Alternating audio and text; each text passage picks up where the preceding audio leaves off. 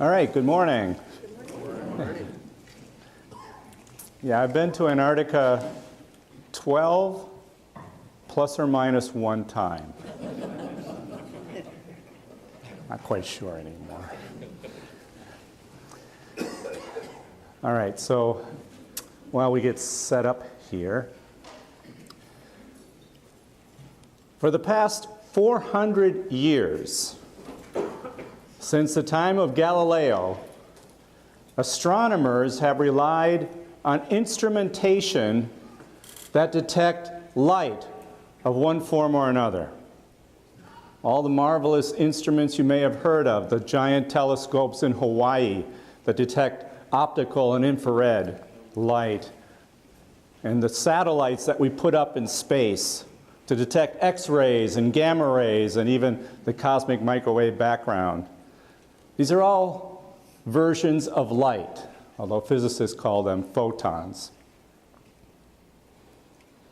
But photons, or light, is just one version, just one particle in a zoo of thousands. And we were wondering, maybe 20 years ago, is there any other particle of that zoo that we could exploit to try to do a new kind of astronomy?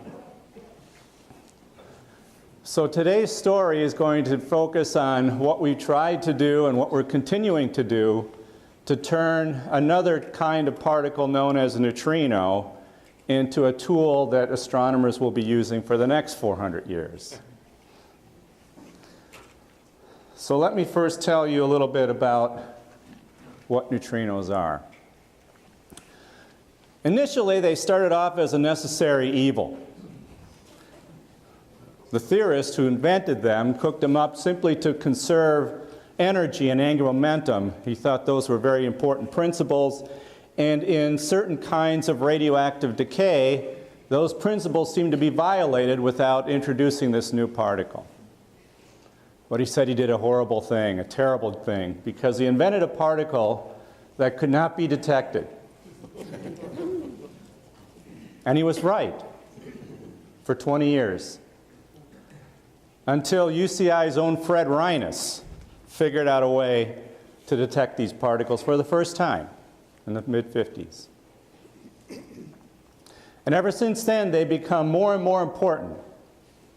In fact, high-energy physics right now in the US is going to be focusing almost entirely on the neutrino in its next 10-year mission.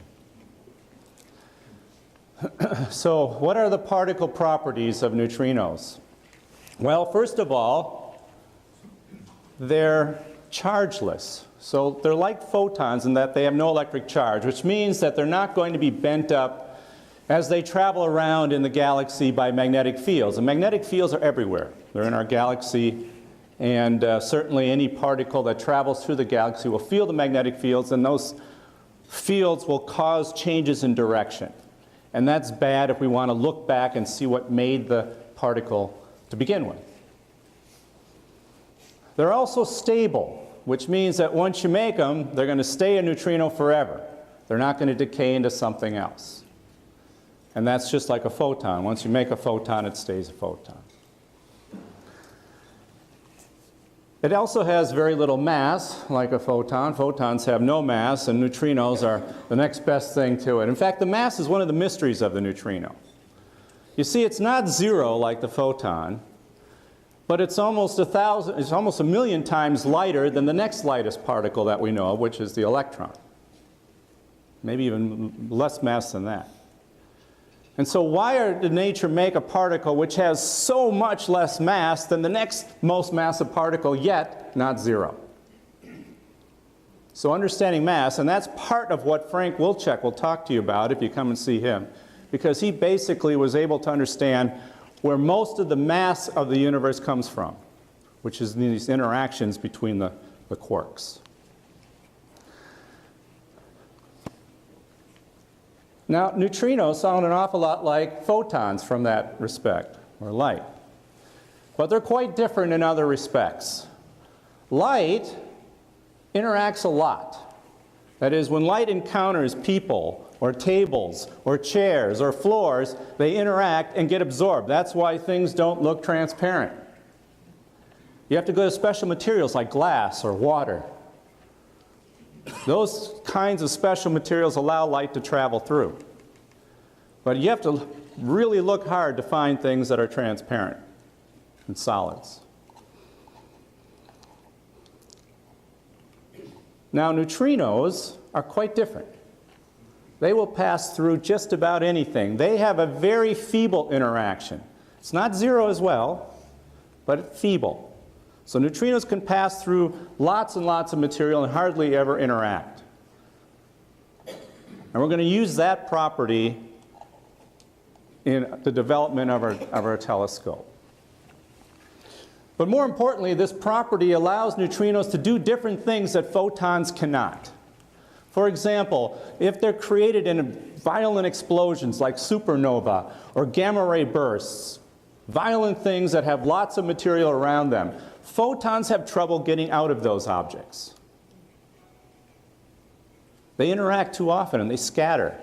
And so the photons that are created at the very beginning get changed and transmuted into something else so that by the time they get out, they're going in different directions and they have different energies. And so you have to sort of make models to figure out what happened at the beginning. These sources are opaque to photons. I use the example of the sun. When you look at the sun, and I wouldn't do it, by the way, but if you look at the sun, for any extended period of time, certainly don't. The light that you see is coming from the edge of the sun. It's coming from what we would call the atmosphere, or the photosphere.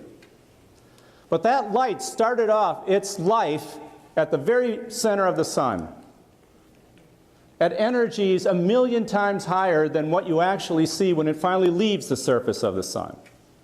And it takes thousands of years to transfer from the center of the sun to the edge of the sun. Thousands of years. So when you see light, it was born 1,000 years ago.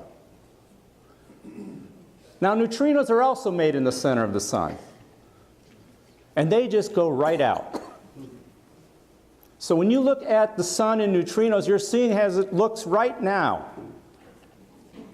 Not 10,000 years ago, not 3,000 years ago, but right now. And we can do the same thing with any other source out in the sky. We can see right into the center. We can make an X-ray, as it were, of these violent, dense, shrouded sources that are out there in the sky.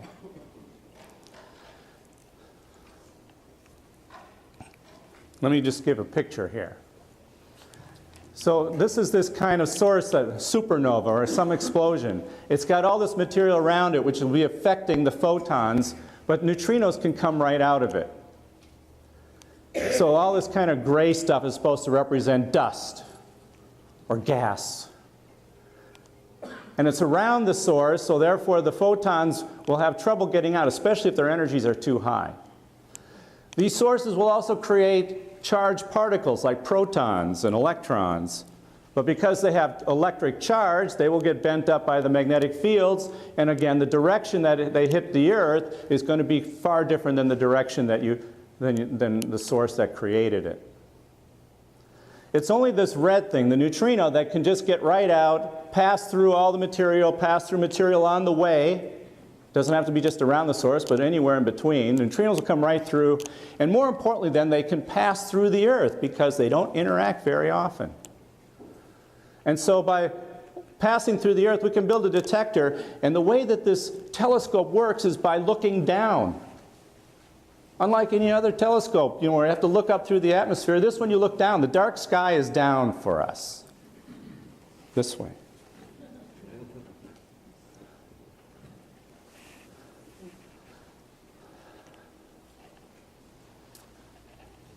I should say that neutrino astronomy appealed to me. We make these kinds of graphs, and I'm not going to show you too many of these things. But basically, along this axis, it tells you how many neutrinos there are. So the higher up on the axis, the more you got, and the lower on the axis, the fewer you got. And on this axis right here, the x, that tells you the energy. So when you're down on this side, they don't have very much energy, and when you're up here, they have a lot of energy.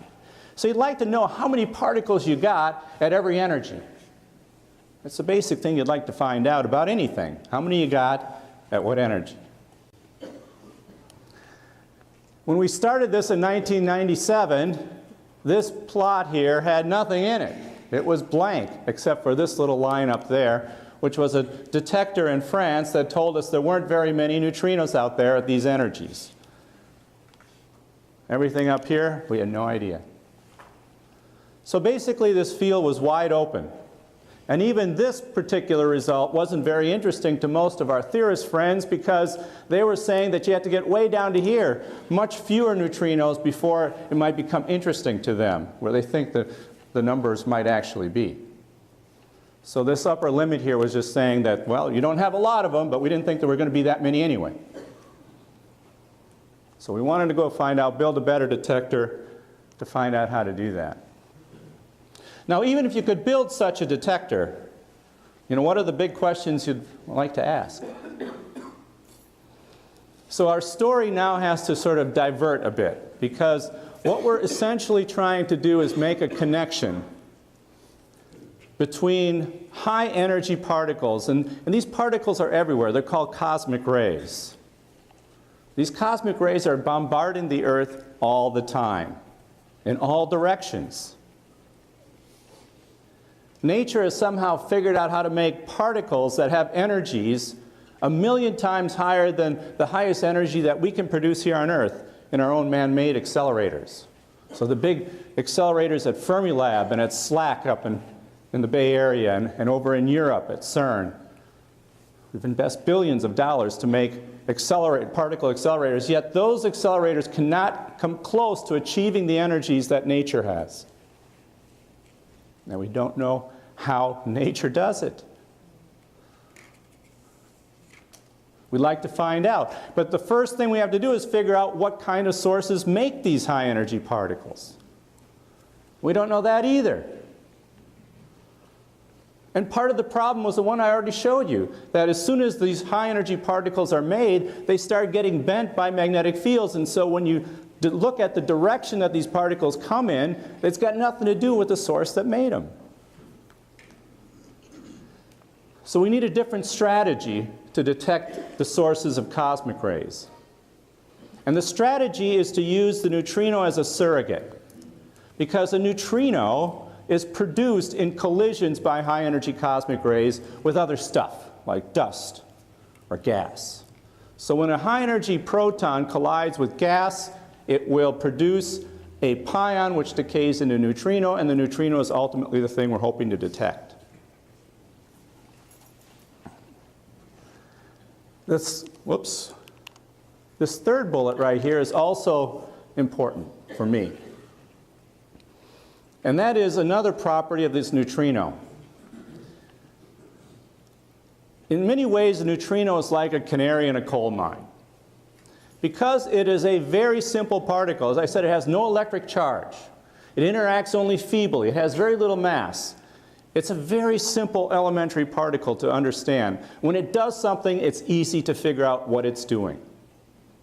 So not only are these sources producing neutrinos so we can figure out how they're made, it's when they come here and interact with particles here on Earth, we can learn a little bit about particle physics. Because these particles have high energy, and we found that as you go to higher and higher energy, surprises continuously await us in learning the much more fundamental questions of the standard model of how everything interacts with everything else.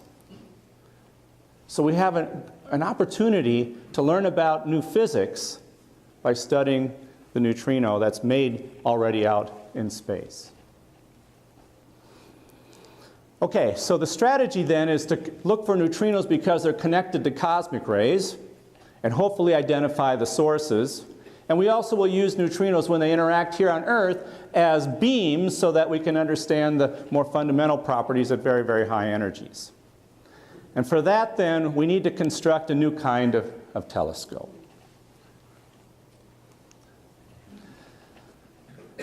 So this is a newspaper clip from the Orange County Register from about 20 years ago. That's why it's So yellow.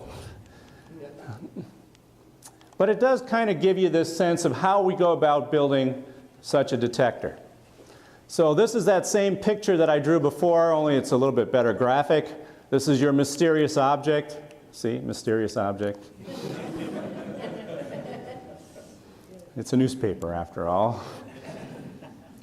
It produces a neutrino. This neutrino could then travel through the Earth until it hits Antarctica. Now, why Antarctica? Well, it hits everywhere, but basically Antarctica is where we've decided to build our detector. So in Antarctica, this is what we have. Antarctica is basically a location on the planet where the ice age has never left. The ice sheet in Antarctica covers the size of the US with about 10,000 feet of ice on average. Sometimes, some places it's much thicker than that, 15,000 feet of ice. So this picture here represents all that ice that's sitting below you. And then the ice has another interesting property. Now when it starts off on the surface, it looks like snow that you might find up in the Sierras when you go skiing. Not very transparent. But as you go deeper and deeper, you go about 1,000 meters down or 3,000 feet down, the ice transforms from this kind of snowy-like texture to a very clear, transparent substance. It looks like glass. It's amazing. It's a very special kind of glass, too, because not only is it transparent, it's extraordinarily transparent. Far better than the transparency of water that you might get out of your tap when you pour it into your glass. I'll use the example. If you take the water that comes out of your tap in Irvine, and you don't think it's bad in Irvine, it's bad, it's the same everywhere. If you pour it into an aquarium, and this aquarium is maybe, a yard long, put your fish in there. But before you put your fish in there, take a look at the aquarium along the length. Take a look at some light. And what you'll find is it looks a little yellowish.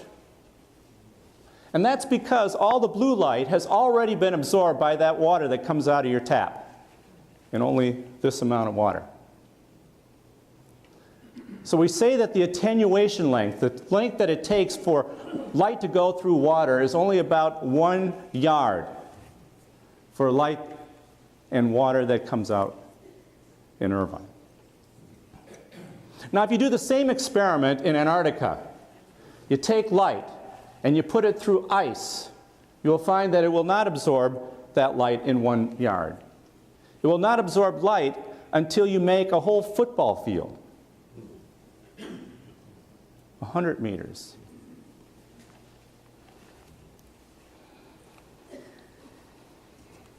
And so that's why we go there, because in this picture, what's going to happen is neutrinos will occasionally interact. That's what that kind of spot there. Most of them travel right on through. 1 million of the neutrinos that come through the Earth just keep continuing and go right straight through the Earth. Only 1 in 1 million will interact. And then it will interact and produce a whole bunch of other particles, a spray, a cascade we call it, a spray of other particles. And these particles are producing ordinary light, photons that you can see with your own eye.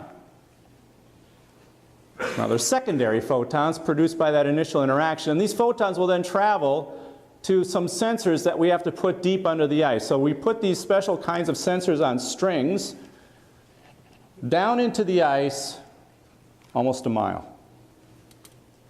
I'll show you how we do that in a second. And then these sensors are very special devices that pick up the light that's produced by that interaction right there. So that's the basic idea. Use the Earth as a filter or a screen. No other particle that we know of can get through. If we see a particle that's coming up at us through the Earth, we know it's a neutrino. No other option.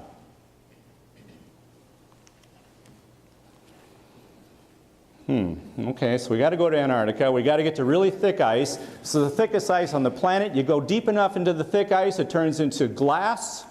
Okay, it turns into bubble-free ice. Anybody who's ever tried to make bubble-free ice know how difficult that is. Antarctica has a whole continent full of it for free. But getting there is not so easy. That's one of the downsides of doing this research.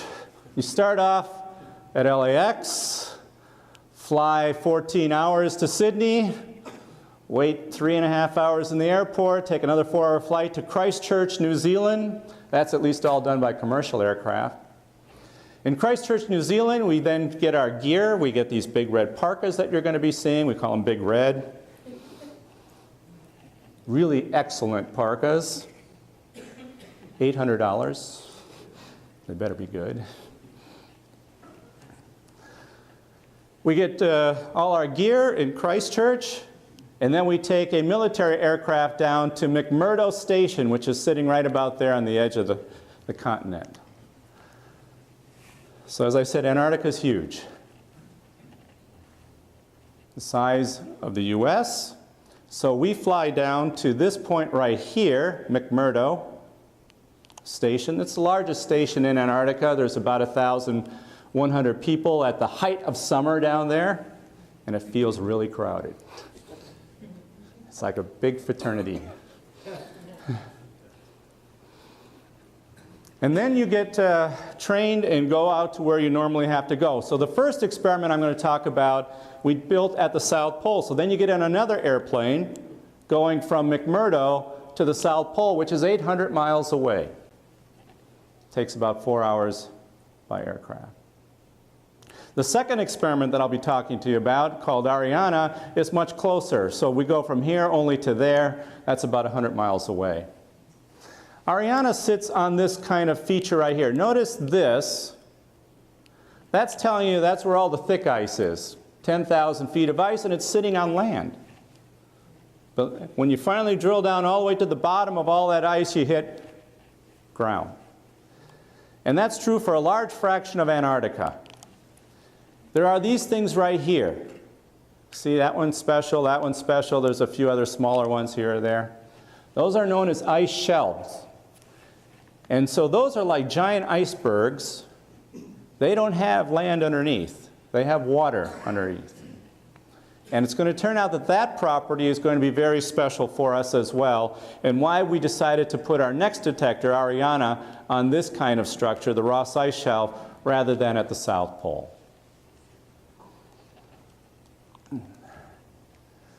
Right, so you get on an aircraft in Christchurch, New Zealand, and if that looks like a vintage Korean War aircraft, that's because it is. They have props, as you can see, which means it flies really slowly. And the reason they have to put it on a propped airplane is, you see this thing right here? That's a ski. That's to allow these aircraft to land on snow. There's wheels that come through the skis, but when in Antarctica they retract the wheels and then they land on the skis. If they put these skis on an aircraft that flies any faster, the wind just rips them right off the fuselage. So you have to put them on really slow aircraft, and this is about as slow as it gets. Which means that it takes about 10 hours to fly that short distance from Christchurch, New Zealand to McMurdo. And this is what you're flying in for 10 hours.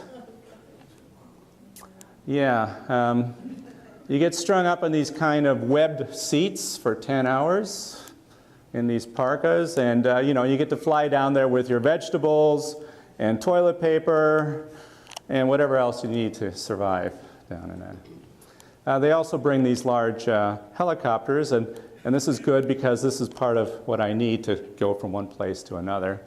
Again, strung out in some line. What you can't get from pictures is how loud these aircraft are. You have to wear earplugs, and even then you can't hear anything. Land on the ice, and this is what it looks like. It's a giant flat expanse of ice. Although at McMurdo you do have features. You have mountains and things, so it's quite pretty when you get off there. And you're at sea level, so it's not so bad. And when we're flying, it's summer down there, which means it's about 10 Fahrenheit. It's warm, 10. Can get a lot colder. And then they take you on a bus over a hill, and this is what you see. McMurdo. It's ugly. Looks, kind of reminds you of an old western town, an old mining town. And, you know, they have their saloons, and this is where you sleep over here, and you kind of do your research over in these buildings, and obviously you need fuel and whatnot to stay warm. And then you put up on the tops of the hills here all your communication so that you can talk to the outside world. You notice it's not covered by snow. And in the summer, it starts to melt off. It's a largely volcanic rock. It's black, and you know, so the snow starts to melt very quickly, and so McMurdo turns into McMudhole at about the time I get there. There is some wildlife nearby, although not the kind you normally think. There's no penguins. Penguins all spend time in colonies, and these colonies, the nearest one is pretty far away, so most of us don't have a chance to see penguins. We're in the human colony. But you do get to see some things. So this is the one bird that you happen to see, the skua. It looks like a giant seagull, although it's sitting on top of food. There's a good reason for that. They're clever. So what they do is they figured that the easiest meal that they can get down there is by scaring humans into throwing their trays that they're carrying, which happen to have food on them. So they come up behind you, flap their wings so that they cover your head, you drop your tray, and they get to eat it.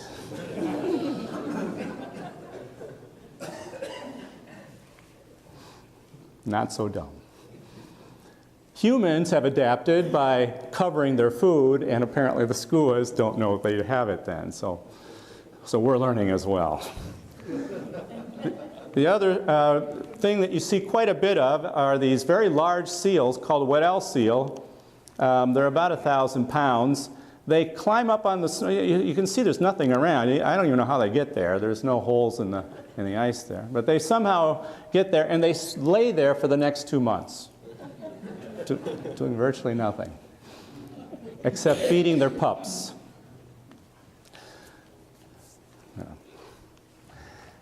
You also have to learn how to survive down there, so they give you a whole bunch of training programs. One of the training programs is they take you out into the field and make you set up tents, and you have to learn how to cook for yourself, which in this case is boiling water. I thought even I could handle that. Turns out not so easy to do when it's minus 10 C outside. And you don't have a very big stove. That's it. So you're trying to cook, boil some water. It turns out that you just can't take snow and put it in a pot and hope it melts. What you'll end up with is burnt tasting water. Horrible. So it turns out you need to start with water to make water. So it's very important for us always to bring a starter kit where you have a little bit of water, maybe a couple of gallons, pour it in the pot, and then you can put snow in there and melt it. This whole process takes a couple of hours, by the way. It takes a long time to heat up water to boiling in that little stove. All right, so then once you're trained up, they put you on another airplane. In our first project, we went down to the South Pole after that 4-hour plane flight, and we have to decide to make our detector at that point. This is what we started to do back in 2003. This here is our drilling tower, and we basically have a device that can drill down. And what we bought was a series of hot water heaters that people would get for car washes. They're very effective at boiling water. And then we would run it through a hose, a very big hose, a fire hose, and we'd point that hose down. And that hot water would then melt the ice into this long tube. And this water would stay water for up to 3 or 3.5 days. And while that water was water before it froze back in ice, we would lower down our string of instrumentation like this. So this is a bird's eye view. Now the South Pole has no birds, so this is not done by an actual bird. But this is how you would take that sensor and move it straight down, and there's a hole right below them. These sensors then get lowered almost a mile down through the ice. And like I said, we have a couple of days to do it. So we can test out all our sensors, make sure they're functioning, and if they don't, then we still have time to bring them back up. If they are functioning, we just leave them there, they freeze back, and then they're locked in, and you can't get those sensors again. They're like little mini spaceships. Because once they're in the ice, we can't service them. We like to say that they're in geosynchronous orbit.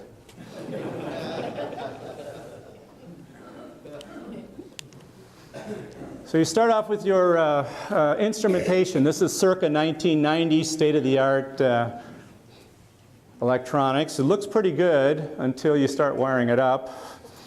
Then it looks like a mess. Look at that. That was my job.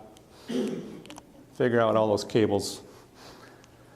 And then we had to take all the information and transport it into a computer. This is our brand new Macintosh, which had this great feature of making graphics. And so all these dots and balls here represent the information gathered by those strings of sensors that we lowered down. We would stare at these things for hours. Different colors and patterns. And this is what we were looking for. This is what we were trying to see. So I mentioned that neutrinos will interact and do something once they hit the ice. Not very often, but every now and then. And what they can do is the following. They can produce a relatively long-range particle known as a muon. It produces a series of patterns in our detector that looks like this. It's the earliest light start off low, the latest light starts off, goes to there. And so this is color-coded from early to late. And you can see that this is near the center of the Earth, and this is up near the surface. So if anything that goes in that direction came from the middle of the Earth. And so just by looking at the time, or in this case the color, and make sure that the red's down here and the blue's up there, you all could be neutrino astronomers. Now this is one version of what we might see. Another version of what we might see looks like a big blob, a big spherical blob. This is coming from a different kind of neutrino known as an electron neutrino, and it produces a big blob, circular blob of light. And then there's a third kind of neutrino known as a tau neutrino, and it would produce two blobs separated by a distance of maybe 100 yards. So we're looking for those kinds of patterns. So that's another reason why I like neutrinos. They're a lot like light, as I mentioned, but in some ways they're better. You get three versions of neutrinos, whereas light only comes in one version at any given energy. Here we got three. So it's almost like you can make a color movie with every energy that you detect.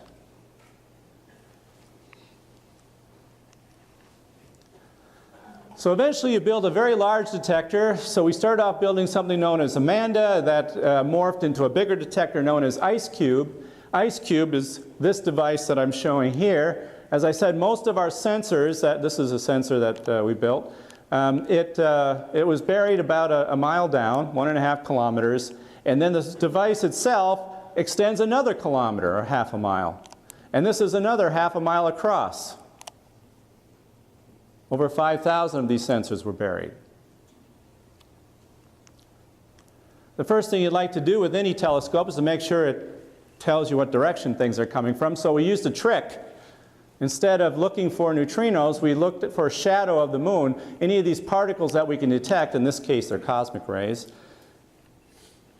but they would interact in this atmosphere above our detector, and we'd like to make sure that where the moon is, there's a deficit, because these cosmic rays can't get through the moon. Only neutrinos can get through the moon. So we use these cosmic rays as sort of surrogates, and then you can see what direction they come from, and hopefully get a spot on the sky. So that's what the moon looks like in cosmic rays. Not quite as good, but on the other hand, we still have 400 years to go before we reach this kind of state.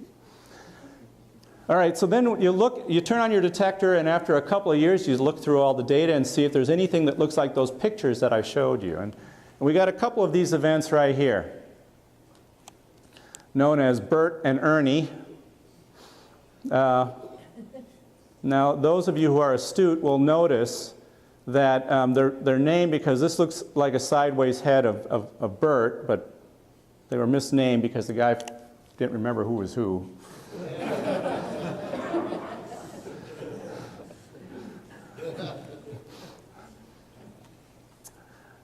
Now take a look at this event. That means that light started off in the middle and traveled, this is almost 5 football fields across, 500 meters, traveling through ice for 500 meters. That's a lot of energy that initially gets deposited by that neutrino into all these cascade of particles. And at these energies, there's no other process that we can think of that could replicate that. So we think that these two events represented the first such events that indicated that these neutrinos were being detected, and these neutrinos would have to come from beyond the Earth. They were not produced in our atmosphere. There's no way that we can think of that would happen. So then we ran it for longer. We got directions on the sky on various events. We now have 38. And then what you'd like to do is to plot where they look on this. So this kind of map is a galactic map, and the galactic center is right there. And what you'd like to do is look for clusters. That is, if there was a source out there in our galaxy, it should come from one direction only. And even though there's a slight excess right here, most of the events are pretty much all over the sky. They don't all come from one place. Now what we'd like to have is a lot of neutrinos all coming from exactly the same direction.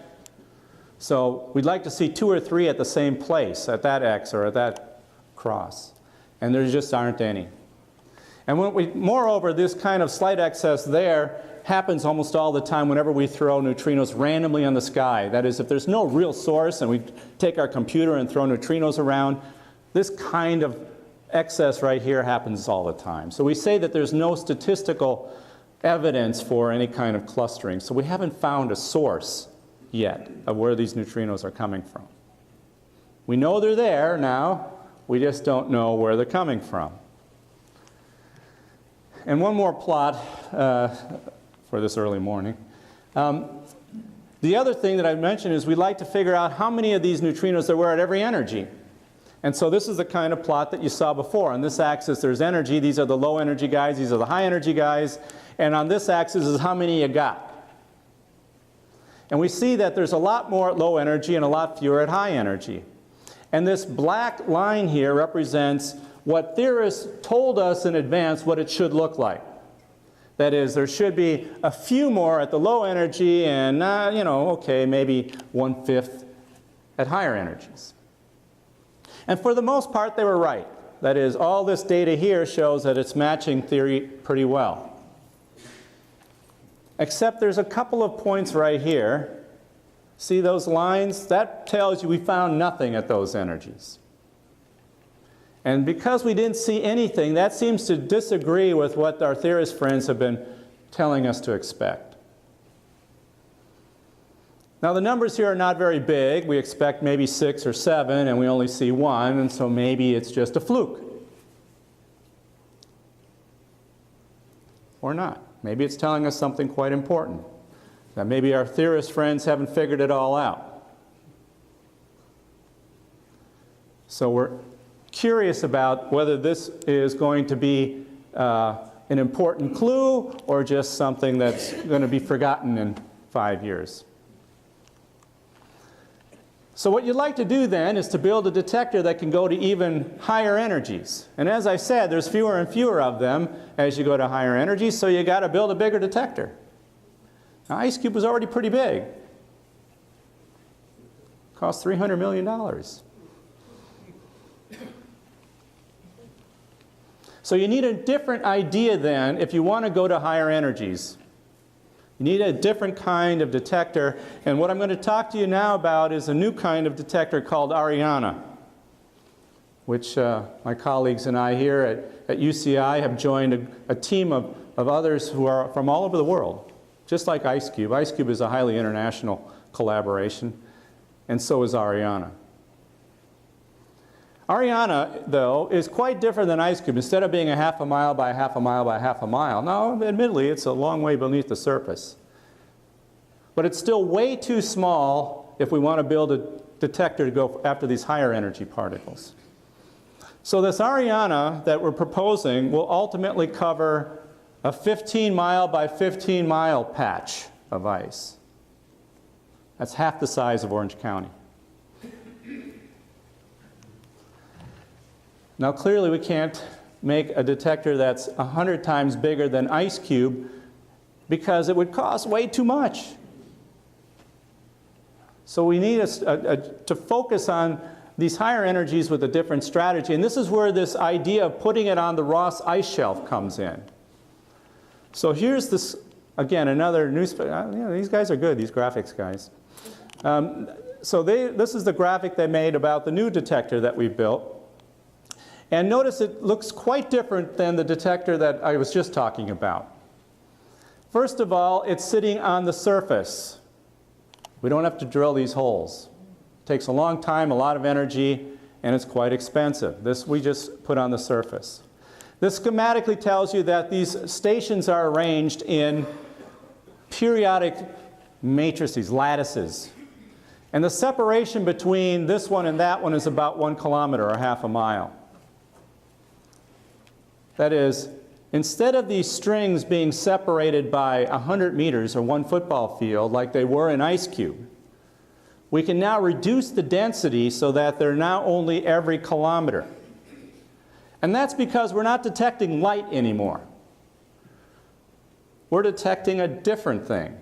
So when these neutrinos interact in the ice, as you can see here, they produce that same spray of particles that I was talking about. But instead of looking for the light that they produce, the Cherenkov radiation as we say, we're going to look for radio pulses. And it turns out that radio becomes a dominant type of emission when the energies of the neutrinos go up. It's just like with ordinary telescopes. When you build a telescope to look for radio, those are low energy photons, and you build a different technology than when you look for X-rays or gamma rays, which are high energy photons. They behave differently. So you build different kinds of devices to take advantage of that. And so at the highest energies, the neutrinos produce a lot more radio. Now, unlike light that you can see, radio travels through ice and snow as if it weren't there. The attenuation length that I was talking about with water, you know, it can go through a football field of ice. Well, with radio, it can go through 10 times that. It can go through a mile of ice. And because it can travel so much further, our devices that we put on the surface of the snow can be much further apart. So by detecting the radio pulses rather than the photons, we can separate our devices by 1 kilometer instead of only 100 meters. And that means that we are putting 100 fewer of these compared to all those strings of sensors compared to IceCube. All right, so basically it's the same game. The neutrino comes in, interacts in the ice. There's a couple of important differences in this picture, though. One is, when I showed you the picture of IceCube, all those neutrinos were going through the Earth. And that's because neutrinos hardly interact. But at these energies that we're now suddenly getting to, even the Earth becomes opaque. So the only neutrinos that we're able to look for at these energies are those that come through the atmosphere and then interact in the ice. And then this pulse of radio then has a sort of direction. It comes out like a cone in the forward direction. And then this cone travels this radio pulse, that's what this kind of yellow looks like, and then it hits the water. And it turns out that water is quite different than ice, as most of you probably have figured out. Water will reflect radio. Ice allows it to propagate through without a problem. Water reflects radio. That's why you cannot talk to submarines with ordinary radio. Submarines can talk to really low frequency radio, and only when they get really close to the surface. That little trick is what submarines have to do if they want to stay hidden below the water but still pick up radio. But for the most part, when you go to the kind of frequencies that we're dealing with, which is up in the 100 megahertz, FM radio basically, and the antennas that we're putting in are FM radio antennas, or TV antennas, right? That used to be how TV was broadcast at about 100 megahertz. So we just buy ordinary TV antennas. So instead of those expensive optical modules where you're holding it over your head and making great photographs, no, now we're just buying cheap-o radio antennas and putting them down around our device. And so this particular block here is known as a station, and then the station gets its power automatically from solar and wind. So everything's green. We don't do any fossil fuel burning where we're at. A little bit more detailed schematic. The antennas that we're buying really do look like this. They look like what you would envision antennas to look like. We have 8 of them facing downward into the snow looking for that reflected pulse, and we have a couple of them facing up to look at anything coming from the atmosphere. Those pesky cosmic rays I was talking about can also interact in the atmosphere and produce radio pulses, and we have to make sure we can differentiate them from the neutrinos. The location, this is that McMurdo station where we fly into, and that's where that's where all that ice was that I showed you a picture of. We then take a helicopter from McMurdo, fly over this kind of mountain ridge known as Minna Bluff, and land in a nice, beautiful spot known as Moores Bay, or the Ariana site. And we were tasked by NSF 3 years ago to build a pilot program known as the Hexagonal Radio Array, or HRA. And that will consist of 7 such stations, and we needed to make sure that these stations are operational, we can make them run for years, that they can survive the weather, survive everything, and we can get the data out, and that nothing that we're detecting looks like background or some other kind of thing that isn't a neutrino. So this is us on our way in the helicopter. It's a little crowded, but everybody's happy. This is on the way out. And they have beautiful helicopters in this environment. You land on the snow in Moores Bay. This is what our camp looks like when you're flying in. That's why I like this photograph. It's really small, and notice it's just ice for as far as the eye can see. You really, and you know, unless you're right on top of this, you can't see it. So you're saying, where am I going? This is nothing out here. Fortunately, we do have a snowmobile that helps us get around. So you have to set up camp. Yep, you're living in a mountain tent for 24 days straight. No showers. Over here is the kitchen tent, and beyond the kitchen tent is the science tent. These are tents that are pretty big. You can stand up in them. Whereas, of course, these tents over here, you have to crawl into. Most of our gear gets put up in a cargo line, and I'm going to show you why, eventually why you have to keep track of where all your instrumentation is. We take photographs because it looks great here when the weather is good. When it starts to snow, it all disappears underneath the drifts, and you don't know where anything is, so you better know from photographs so you can find it later.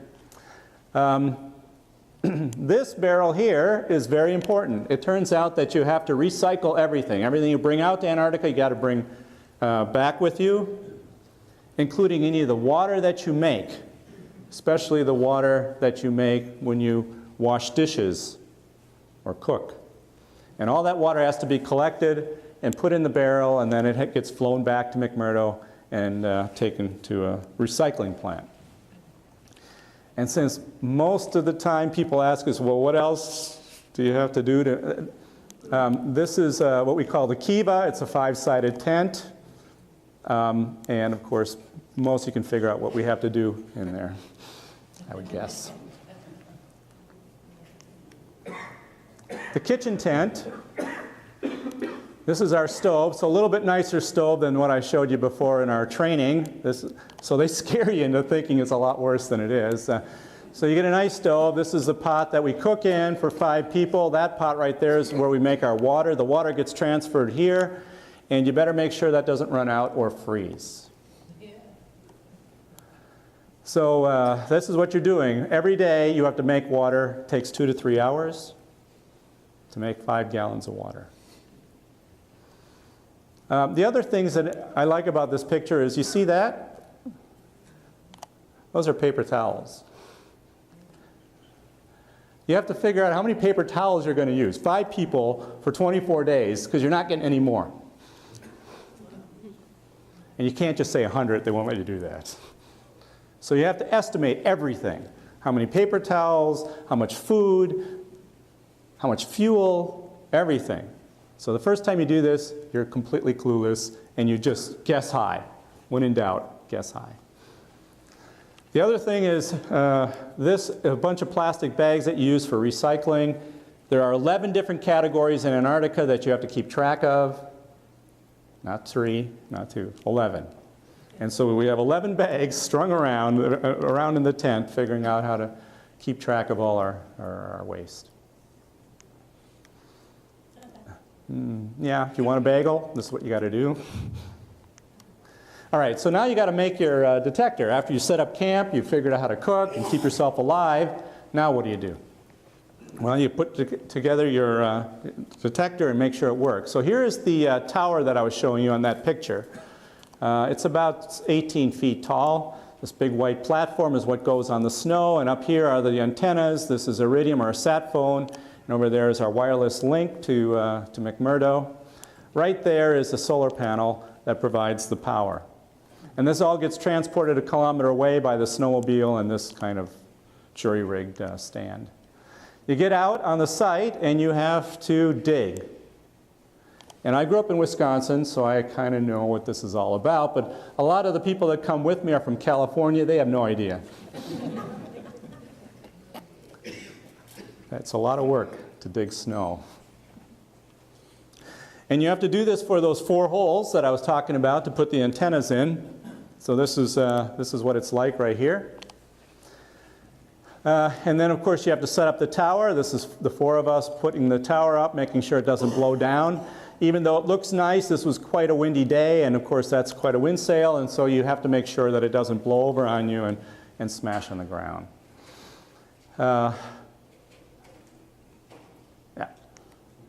And then when you're done, this is what it looks like. Wind, solar panels, cables down to your instrumentation. This is what our box looks like.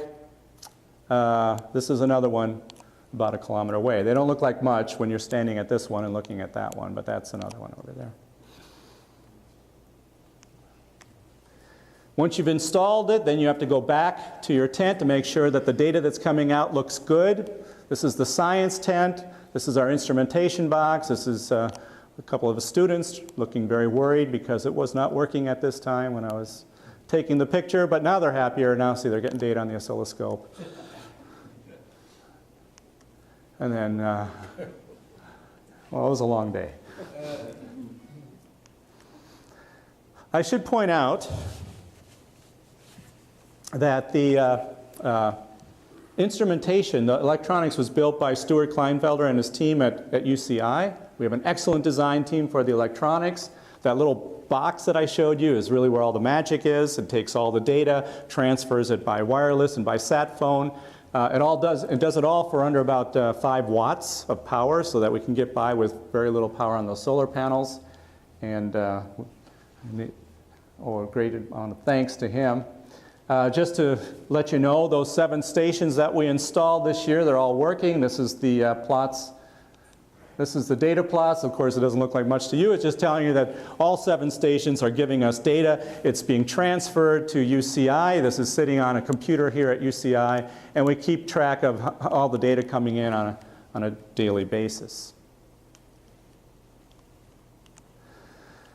And of course, once you finish, you got to pack up everything. So this is some of our cargo right here. This happens to be the snowmobile that has to be taken back. You have to get underneath this helicopter, which is blowing 60-mile-an-hour winds at you, and you have to take this hook and hook it to the bottom. And then that helicopter will then lift off and take your cargo away. Now what they don't tell you is that, of course, this rotating blade is kicking up a bunch of snow around you. That snow it's really dry, and so there's a lot of static, and so this helicopter gets charged up, and you're hooking a metal hook.